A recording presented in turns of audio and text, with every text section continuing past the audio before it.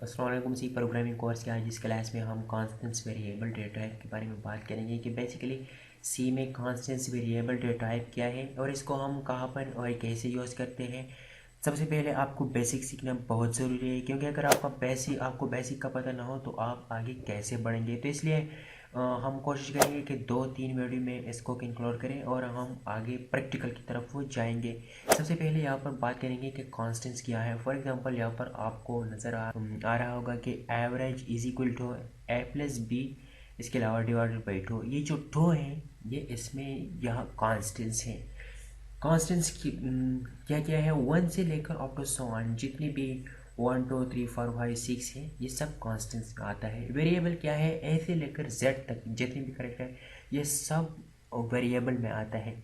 और यहाँ पर एक और बात मैं आपको बता दूँ कि कॉन्स्टेंट्स जो है, कॉन्स्टेंट्स की वैल्यू चेंज नहीं होती और वही होता है।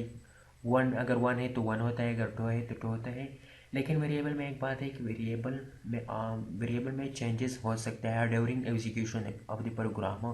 क्योंकि अगर आप ए लिखने चाहते हैं या बी लिखना चाहते हैं या जेड क्यों ना लिखें, लेकिन यहाँ पर इसमें आप चेंजेस कर सकते हैं। तो इसकी डिफिनीशन भी कुछ इस तरह है कि कॉन्स्टेंट्स में चेंजेस नहीं हो सकती ड्यूरिंग एग्जीक्यूशन ऑफ प्रोग्राम, और वेरिएबल में चेंजेस हो सकता है during execution of the program. Next है मेरे पास कि डेटा टाइप क्या होते हैं और इसमें क्या क्या आते हैं। यहाँ पर अगर आप देखें कि सबसे पहले इंटीजर, सेकंड है फ्लोट, और नंबर 3 पर आ रहा है करेक्टर, इसके अलावा बूलियन।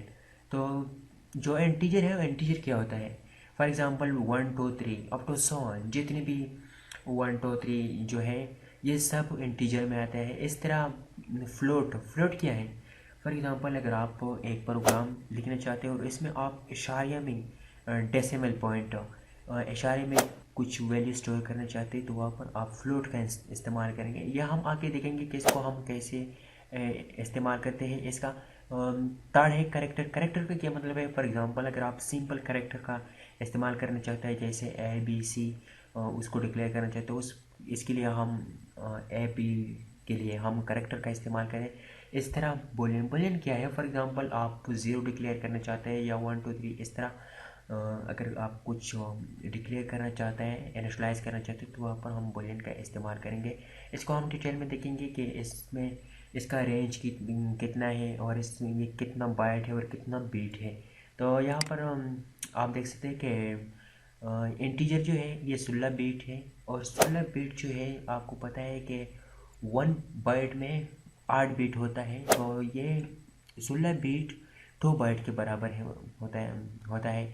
और इसकी जो स्टोरेज है, ये जो जितनी मेमोरी ऑक्यूपाइड करता है कंप्यूटर मेमोरी में, तो क्या है मनफी 32,768, तो 32,767 तक को ये मेमोरी ऑक्यूपाइड करता है।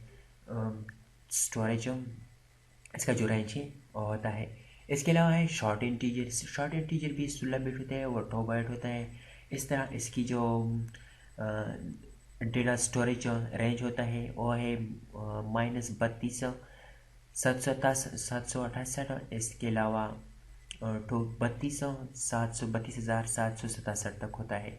इस तरह लॉन्ग इंटीजर, लॉन्ग इंटीजर क्या होता है, 32 बीट होता है और इसकी जो साइज़ है वो 32 बीट और 4 बाइट होता है। यहाँ पर अगर आप देखें कि शॉर्ट इंटीजर जो है वो क्या है, यहाँ पर आप देख सकते हैं कि शॉर्ट इंटीजर 16 बीट 2 बाइट्स है, और यहाँ पर जो लॉन्ग है 32, तो ये डबल हो गया और 4 बाइट के बराबर है। इसकी लेंथ तो इसकी जो स्टोरेज है इस तरह वो इसका जो रेंज है वो इस तरह कुछ इसी तरह है।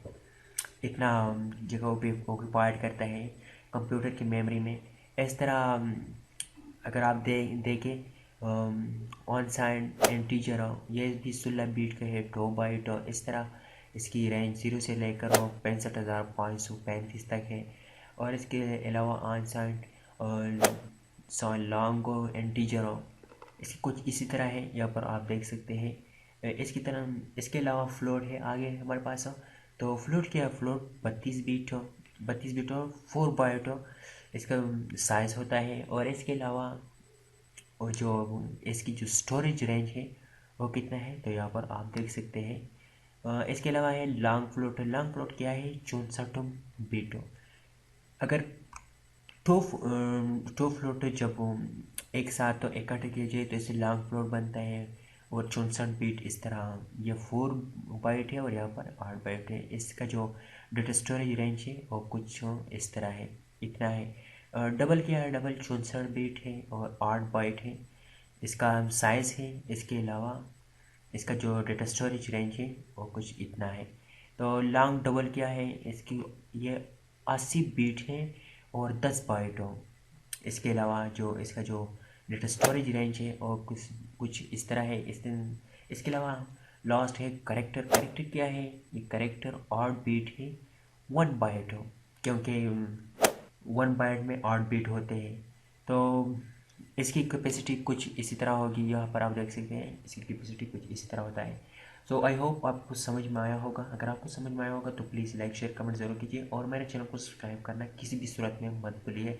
नेक्स्ट वीडियो में हम इंशाल्लाह देखेंगे एरिथमेटिक इसकी जो ऑपरेटर है इसकी, इसके अलावा और भी कुछ चीज़ें हैं जिस तरह प्रिंट और स्कैनफ हो। जब ये हम एक्सप्लेन करें तो इसके बाद हम प्रैक्टिकल की तरफ से जाएँ। मिलते हैं नेक्स्ट वीडियो में। अल्लाह हाफिज़।